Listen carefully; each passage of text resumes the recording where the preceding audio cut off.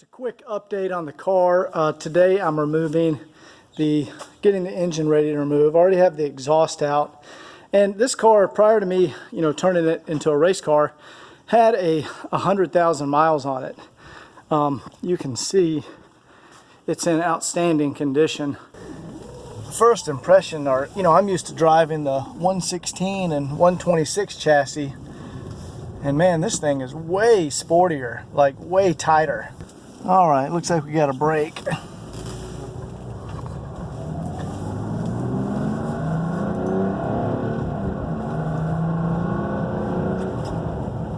Yeah, man, the 124 is way sportier model than the old 300 SDs I'm used to driving. Seats feel more comfortable. They're, tighter, more sporty seats, but totally different car than the old 300D. But anyway, I took it on some windy roads a minute ago, felt the suspension, and we'll see how it performs after I put the race suspension on here. But the engine only had 100,000 miles on it. So the next thing I need to do after getting the drive shaft out, looks like I need to detach the speedometer cable, and that's probably some sort of neutral safety switch right here. It goes into this harness on the side. Alright, so I got I guess that's neutral safety switch, speedometer cable. There's a nice little clip on this car. You just pop it, you just pop it down and you pop it up and the clip comes out. Got all the fluid strained and just drained in the radiator. It's kind of nice because they have a little red valve you can unscrew here, and there's a little nipple that comes out of the side of the radiator. You can just connect a hose to it. Hey, Alexander and I are pulling the engine 606 non-turbo out of the E300 in order to put the race car engine in. And this engine and transmission, it only has 103,000 miles on it. There we go, 103,000. And you can see the interior is awesome in this car. So this was a good car, and the engine was good. I actually drove it home when I picked it up, drove it around town a little bit. But so this is a good 100,000 mile OM 606 non-turbo with the transmission, and we're going to go ahead and pull this out. So it's going to be for sale. And this 606 turbo hot rodded engine with the big injection pump and turbo and all that is gonna go in here. So anyway, we're gonna get started. Taking some pictures. This looks like a medieval torture device. Mm-hmm. Like you put that to someone's temple. You won't give us the information. Did you commit treason? Yeah. Spanish Inquisition. Yeah. So it looks like there's like a little vacuum junction here. And one goes to, it looks like an EGR valve, and that looks like a turbo, like, what is that? That might be the EGR. Yeah. I don't know. There's vacuum plugged up to those guys. We just unplugged them. Disconnected the vacuum hose here, the main vacuum supply. That's not the throttle body, but it kind of, anyway. Yeah, who knows? And I'm going to take off the power steering. I think we're good. Yeah. I'll film this to see how it all goes back together. Just all the linkages. Yeah, bolts into there. That goes down to the injection pump. Oh yeah, because that's all built up in there underneath the intake. Yeah, and we'll pop off this intake. Yeah. All right. So what we're doing now is we're going to disconnect this top part of the intake. To do that is, there we go, something like that. Okay, so once the intake crossover is off, you can remove the top engine cover. This the plastic cover that covers up all your diesel return lines. And here you can see, here's the PCV breather, and it sends all the gases back into the intake to burn off. So basically we're going to detach those right where Alexander's detaching them. And then we'll just take the, let's see, Alexander. There we go. There's little plastic hoses. Looks like someone's already taped this one together to do a repair. and then now we can undo the intake. So this throttle linkage though, before we can get the intake off, actually no, it looks like it comes with it. No, it looks like it, as long as this unbolts from it, the intake slides out from underneath it. Okay. See, it's got a slot right here. And so that linkage, yeah, there's a bolt right there. If that's unbolted, the linkage just pops off and this can slide out. Just real quick, you'll notice on the intake, here's the hook right here where you can attach the engine hoist. And there's also, the other hook is right there. See, it's a hole right there. We go, right there. So the intake actually needs to be on the engine to pull it, but you want to get all the wiring harnesses disconnected and hoses and the AC lines, all that under the intake. You want to get all that disconnected and then just put the intake back on to pull the engine. Yeah, so the intake is detached and there's a few connections under here. Vacuum hose routing. Looks like some vacuum hose routing. This must be, I don't know what that's for, but those should just pull off of there. Okay, and then there's two, so this is some type of solenoid, a vacuum solenoid of some sort. So these clips here, we should be able to pinch those and pull off that connector. There you go. Okay. I think that might be it. It looks like there might be two hoses here. Yeah, those are some more. All right, let me get under there. Okay, hold on, I see them. So this is a, hold up, come up a little bit more. it's just a solenoid for routing the hoses. Okay, there's one line we have connected right here. There we go. Let me just see. Comes to the back side there. Yeah, let me pull it off here. Let me turn the light on so these guys can see. Whoop, got it. All right, I need your little screwdriver. We were talking about how this is the number one, oh, here we go. The number one used tool is the handy pocket screwdriver.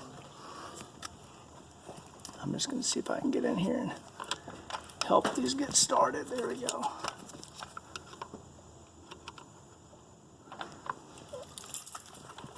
There we go.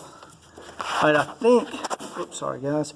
I think you can, I got to fish this back through there. You should be able to lift it up now. Boom. So what is this guy under here? It looks like one of the vacuum, like the hose routing that. Something to do with manifold intake vacuum. Yeah. So cool. Now that that's off, Measuring the upside and downside. we see that's a 100,000 mile motor. We see we do have some, and it's never been taken apart. Some fuel leaks. Yes, looks like it's got some fuel leaks. So these lines, you know, those are old. They would need to be replaced. Those are original. Obviously on the top of the engine, somebody went in there and put these crappy diesel return lines. That's the Mercedes brand there. That's junk. Those black lines are junk. So we're going to go through and just start disconnecting. There we go. Glow plugs. And there we go. Wiring harness. Get it taken up off there. And we have Vacuum lines. some more vacuum lines. Might be able to just disconnect those right here. And those come out with the engine. Yeah.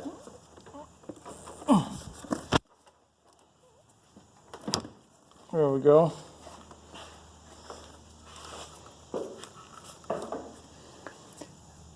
And what else we got? Yeah, that harness bolts on a couple of places. It bolts there, there, and it looks like there's, I don't know if there's actually a bolt back here or if that's just a little plug or prong that goes into that mount. So we'll do that. And then there's the, I think we can access the AC, that bolt right there to get the AC disconnected from the condenser, or what do you call that? The evaporator that's inside the car. That's the evaporator. And then this should be getting close to being able to pull it out. Looks like we're going to have to pull the radiator in order to, yeah, because the fan shroud. We'll have to probably pull the fan and the radiator. But anyway, we're getting closer. So we disconnected all the glow plugs. You can see there's a glow plug. And we unbolted the wiring harness so it's loose. So the only thing we notice we have to do, this is the, I think this is the cruise control mechanism. And it is actually, let me show them down here. It's actually hardwired in. So here's the wiring harness that actually goes to that. And there's not a plug under the cruise control module. That's hardwired in to the motor. Feeds back into the fuse box. Yeah, and so we actually have to unbolt these. Yeah, don't shine that one on, it's causing a weird flicker. There we go. There's 4 bolts that hold this cruise control module in. That has to come off, otherwise it's permanently attached to the wiring harness. So here we go. So now we have the cruise control assembly disconnected, and the reason we did that is, see, that doesn't disconnect. It's hardwired into the wiring harness. So there's just 4 bolts. You see 2 there and 2 there that mount it to the engine. But now that that's disconnected, now you can see the whole wiring harness. See, there's where it goes through the firewall to the computer. I don't need that light there. And now we can pull it up to the side here. And so that is, I think everything is free. Actually, we got this vacuum connection right here. So there's, I think that's the vacuum shut off right here.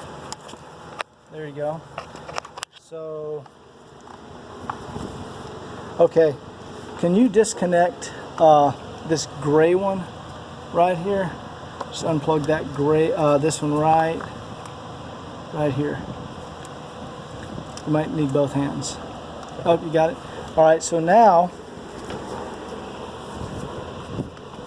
there we go. That's plugged into the back of this. What are you looking for? So I was going to unplug. Okay, yep. That doesn't come out there. There we go. Okay. So now we have, that was this set of vacuum hoses and the engine harness. There we go.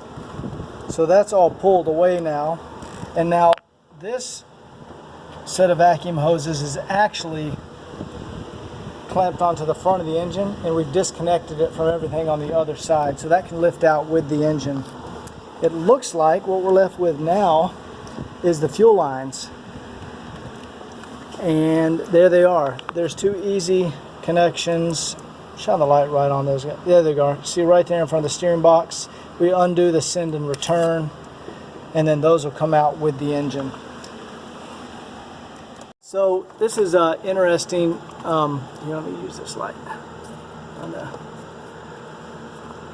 Okay, so this is an interesting. So you see, we got a hose right here.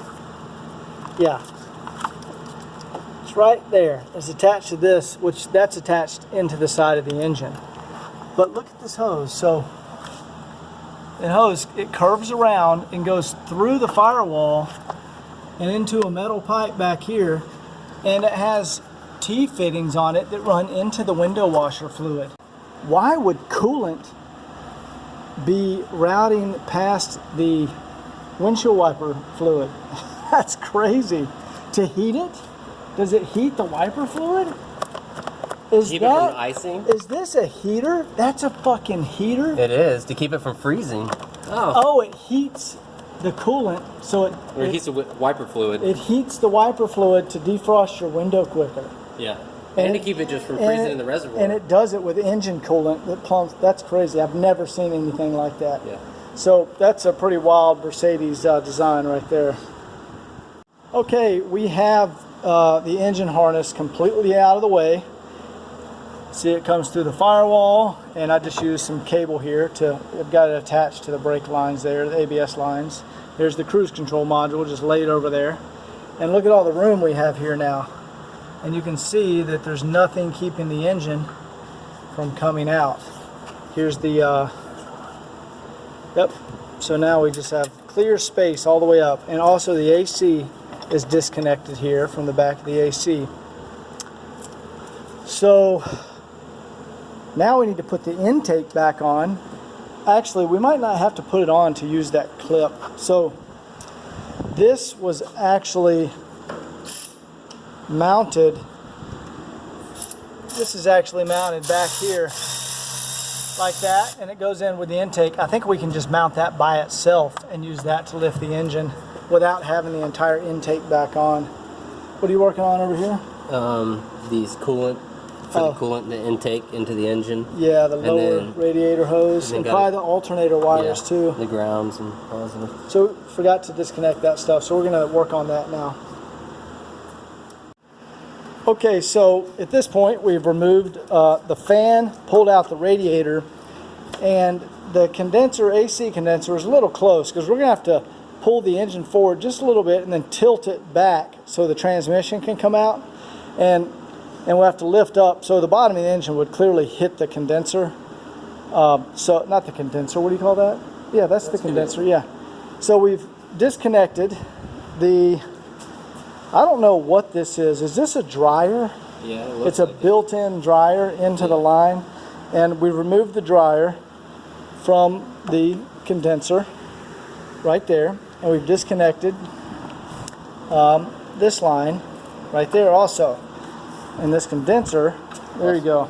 And then the fan actually plugs in right here. So we've unplugged the fan and fished the fan electrical through here, and now we need to just unbolt the condenser. So we have everything disconnected, have the what was that, the condenser out. Plenty of room around here. We had to take the window washer fluid reservoir out because the intake hits it when you're trying to pull the engine, and you have to have the intake on because there's where you can connect to the engine from the hoist, and it's part, that bracket.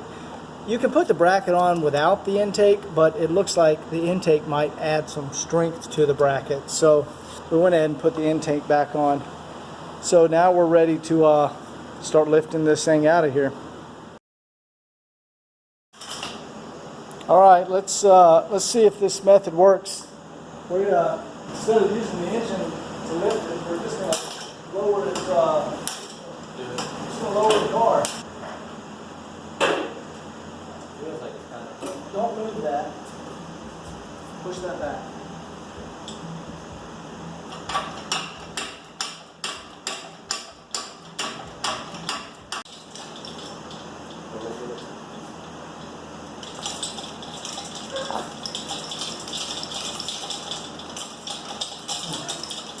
It took some finesse. We just got one chain link. We made it one chain link longer, and that solved the problem. And this little crank thing that Alexander's cranking on, I don't know if you guys can see it in the video. Yeah, let me raise this up. There you go.